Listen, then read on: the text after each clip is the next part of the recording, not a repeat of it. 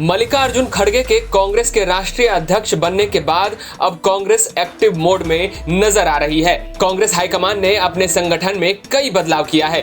Congress high command ने हरियाणा प्रभारी विवेक बंसल को हटाकर शक्ति सिंह गोहिल को हरियाणा के नए प्रभारी के रूप में नियुक्त किया है। शक्ति सिंह गोहिल के पास दिल्ली का भी अतिरिक्त प्रभार रहेगा, यानी शक्ति सिंह गोहिल हरियाणा और दिल्ली दो जगहों के कांग्रेस प्रभारी के रूप में काम करेंगे। ये आशंका जताई जा रही है कि विवेक बंसल को हरियाणा प्रभारी के पद से हटाए जाने का मुख्य कारण हरियाणा राज्यसभा चुनाव में कांग्रेस उम्मीदवार अजय माकन की हार है, क्योंकि राज्यसभा चुनाव में क्रॉस वोटिंग तो हुई ही थी, इसके साथ ही एक वोट रद्द भी हुआ था, जिसके बारे में कोई जानकारी निकलकर सामने नहीं आई है। इस हार के बाद से भूपेंद्र हुड्डा और विवेक बंसल के बीच टकराव की स्थिति पैदा हो गई थी। इस चुनाव में राज्यसभा की 2 सीटों पर 3 उम्मीदवार थे, एक कांग्रेस के अजय माकन, दूसरे बीजेपी के कृष्ण पवार और तीसरे निर्दलीय कार्तिकेय शर्मा। इन तीनों में बीजेपी के कृष्ण पवार की जीत तय थी, लेकिन टक्कर अजय माकन और कार्तिकेय शर्मा के बीच थी। लेकिन कांग्रेस की ओर से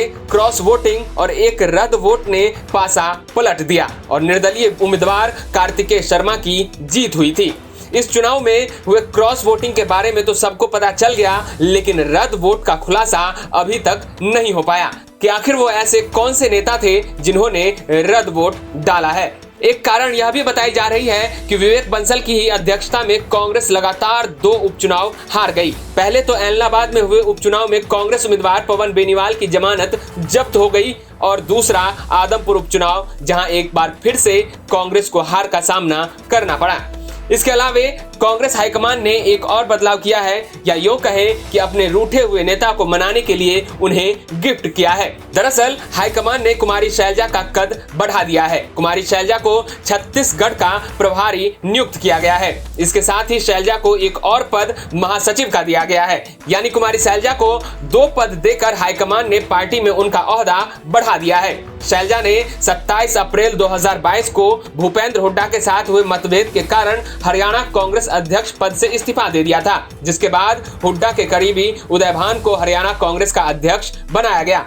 अध्यक्ष पद से हटने के बाद हुड्डा और शैलजा के बीच करवाहट कम नहीं हुई, बल्कि और बढ़ती चली गई, जिसका नतीजा ये हुआ कि पार्टी मीटिंग से शैलजा ने दूरी बनानी शुरू कर दी और हाल ही में हुए आदमपुर उपचुनाव में भी कुमारी शैलजा प्रचार करने नहीं गई। कयास तो ये भी लगाए जा रहे थे कि अध्यक्ष पद से इस्तीफा देने के बाद शैलजा राज्यसभा चुनाव लड़ सकती हैं, लेकिन पार्टी हाईकमान ने अजय माकन को अपना प्रत्याशी चुना। पार्टी हाईकमान ने भले ही शैलजा को 2 पद देकर पार्टी में उनका ओहदा बढ़ा दिया हो, लेकिन वास्तविकता यही है कि भूपेंद्र सिंह हुड्डा ने साबित कर दिया है कि हरियाणा कांग्रेस की म्यान में बस एक ही तलवार रह सकता है, वो है भूपेंद्र सिंह हुड्डा। ब्यूरो रिपोर्ट, हरियाणा तक।